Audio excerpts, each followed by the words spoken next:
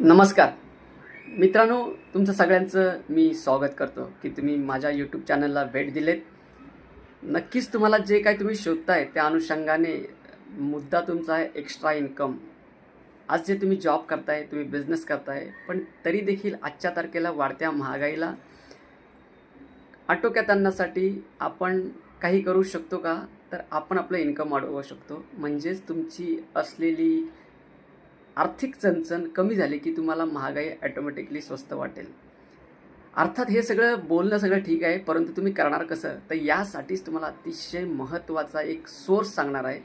त्या सोर्सबद्दल तुम्ही ऐकलं असेल, परंतु कधी बारकाईने त्याचा विचार केला नसेल. पण तुम्हाला सांगतो, जर तुमच्याकडे इन्व्हेस्टमेंट कॅपॅसिटी असेल तर खूप सारे बिझनेस आहेत. मग मी सांगतोय त्या बिझनेसमध्ये अजिबात उतरू नका. पण जर तुमच्याकडे इन्व्हेस्टमेंट कॅपॅसिटी नाही आहे आणि तुमच्याकडे कम्युनिकेशन नावाचं स्किल हे जर असेल किंवा तुमच्याकडे पैसे कमवण्याची जबरदस्त अशी भूक असेल, तर मी जो काही बिझनेस सांगतोय तो बिझनेस तुम्हाला ट्रेमंडस सक्सेस देईल. आता हे का सांगतोय? तर तुमच्याकडे दोन क्वालिटी, तुम्ही ग्रीडी पाहिजे आणि तुम्ही निडीसुद्धा पाहिजे. आता दोघापैकी एक म्हणजेच काय, तुम्हाला जर तुमचं इन्कम सॅलरी येते, बिझनेसमधून इन्कम येतो आहे, त्याच्यातून तुमचे जे खर्च भागत नाही आहेत किंवा तुम्हाला त्याच्यातून जी तुमच्या मनातली जी जिंदगी आहे तशी जगता येत नसेल, तर जे मी सांगतोय ते लक्षपूर्वक ऐका.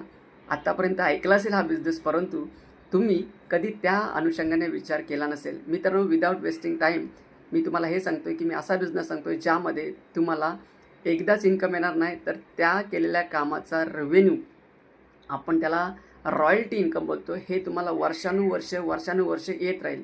आता हा बिझनेस काय आहे, याचं स्कोप किती आहे, याला भारतात पोटेन्शियल आहे का? तर नक्कीच आहे. मित्रांनो, तुम्हाला मी सांगेल बिझनेस सुरू करायच्या आधीच की प्रत्येक व्यवसायामध्ये कस्टमर लागतात आणि कस्टमर हे कोण इकडे तिकडे कोणी नसून तुम्ही मी आपणसुद्धा कोणा ना कोणासाठी तरी कस्टमर आहोत.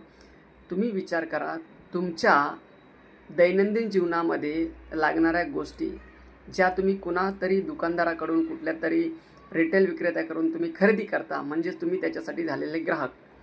आता प्रत्येकाच्या आयुष्यात बेसिक गोष्टी लागतात, अन्न वस्त्र निवारा लागतातच. आज चौथी गोष्ट अशी तयार झाली की जर तुम्ही घरचे प्रमुख आहात किंवा तुम्ही एक जबाबदार नागरिक आहेत, तुम्ही स्वतःचं अर्निंग करताय, तर तुमची एक नैतिक जबाबदारी आहे तुमची स्वतःची सुद्धा सुरक्षा करणं. उद्या काही कारणास्तव जर तुमचं इन्कम थांबलं तर तुमच्याकडे सेकंड इन्कम पाहिजे, जे रॉयल्टी टाईपचं पाहिजे, ॲक्टिव्ह नव्हे, रॉयल्टी टाईपचं इन्कम. मग हे कसं जनरेट होईल, मी त्याबद्दल आज बोलणार आहे. त्याशिवाय